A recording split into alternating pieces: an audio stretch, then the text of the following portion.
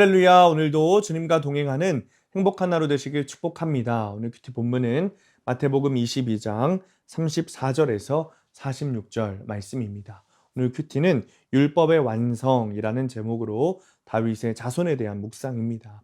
말씀 질문입니다. 왜 다윗이 그리스도를 주라고 말하게 되었을까요? 바리새인들은 사두개인들과 달리 부활을 믿었어요.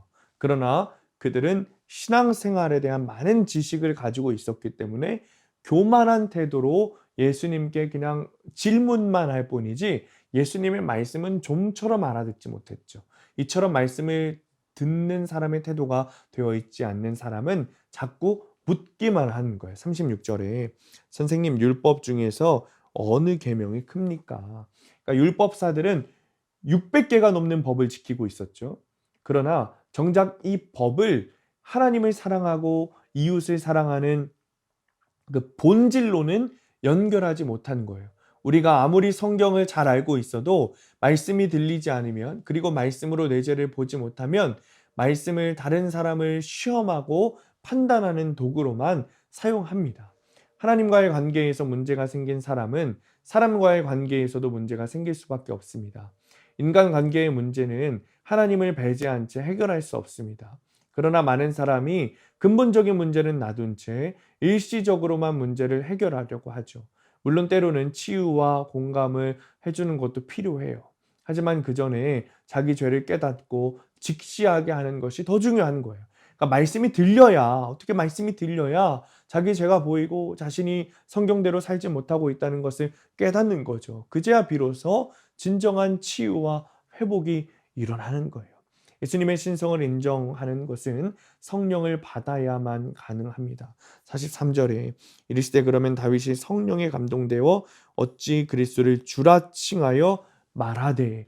그러니까 다윗이 성령에 감동되었기 때문에 자신의 육적 후사인 예수님을 주라고 부를 수 있게 되는 거예요. 그러니까 성령 받은 사람만 예수님을 하나님의 아들로 받아들일 수 있어요. 그러므로 내 안에 있는 원수가 예수께 굴복되어 예수님을 주라 칭할 때까지 주님의 우편에 앉아 있는 시간이 필요합니다. 내 옆에 사람을 사랑하는 일을 가장 중요하게 여기면서 인내할 때 다른 사람들도 성령에 감동되고 예수님을 인정하게 되는 것이죠. 적용 질문입니다. 내가 구원보다 더 중요하게 여기며 이것만은 지켜야 한다고 집착하는 것은 무엇입니까? 나의 어떤 욕심이 내 옆에 사람을 사랑하지 못하게 막고 있습니까? 오늘의 원포인트 말씀으로 양육받아야 합니다. 예수 믿고 끝이 아니에요. 여러분 성화의 과정 가운데 계속해서 걸어가야 되잖아요. 그 일을 위해서 말씀으로 양육받아야 되는 거예요. 남보다 조금 더 일찍 하나님 만난 것을 특권으로 여기면 안 돼요. 오히려 더 겸손하게 잘 말씀으로 양육받아야 하는 거죠. 그래야 사람을 살리는 일을 할 수 있습니다. 오늘도 주님의 말씀으로 양육받는 하루 되시기를 축복합니다. 기도하겠습니다. 주님, 내가 오래전에 믿었다고, 내가 몇십 년 믿었다고 끝이 아니라 우리는 계속해서 그 성화의 과정 가운데 있음을 깨닫습니다. 하나님, 그 가정 가운데 말씀으로 겸손히 잘 양육받게 하시고 그것을 통하여 하나님의 자녀로, 하나님의 백성으로 잘 자라나는 우리의 신앙이 될 수 있도록 하나님 축복하여 주옵소서. 예수님의 이름으로 기도합니다. 아멘.